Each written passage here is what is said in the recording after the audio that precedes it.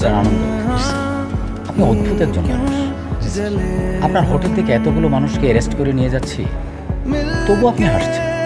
It's my duty sir. আমার তো মনে হয় আপনার বউ যদি আপনাকে ছেড়ে চলে যায় তখনও আপনি হাসবেন।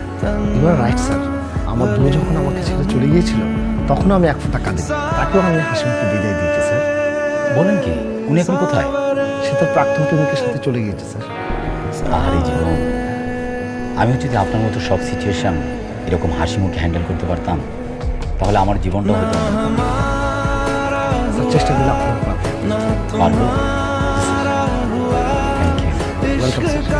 আমি আশা করবো ফার্দার কোনো ইনফরমেশন লাগলে আপনি আমাকে হেল্প করবেন। অবশ্যই স্যার।